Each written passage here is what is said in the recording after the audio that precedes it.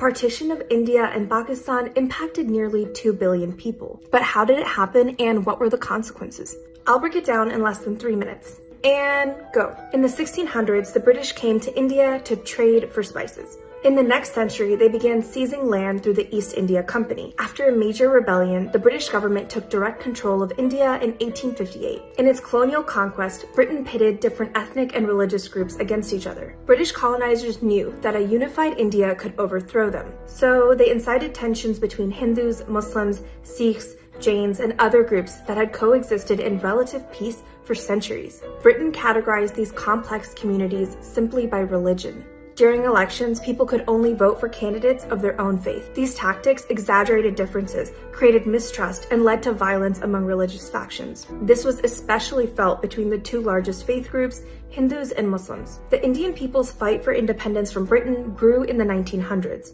Once Britain entered World War II, it was too overwhelmed and under-resourced to maintain its control over them. After decades of struggle, Britain announced its withdrawal from India in 1947. A British lawyer who had never been to India was given just over a month to map out two new nations: the Republic of India, which had a Hindu majority, and a state specifically for Muslims called the Islamic Republic of Pakistan. He used outdated information and inaccurate census data to draw boundaries that would separate countless families in the decades to come. This new map placed all three economic hubs within India, leaving Pakistan at a disadvantage. It also left the border region of Kashmir as a free-for-all that has resulted in years of conflict. Britain's divide and rule policy became a permanent legacy of its rule in India. The new map, creating India, West Pakistan, and East Pakistan, prompted a mass migration known as the partition. 18 million people were displaced, and 3.4 million went missing or were killed in the violence that broke out against migrants on both sides.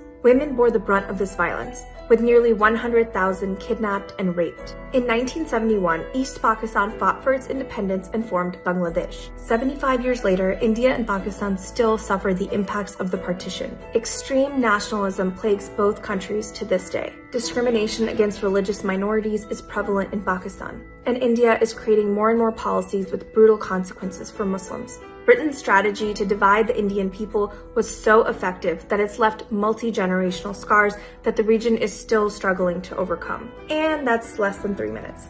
Let us know what you want to learn about next.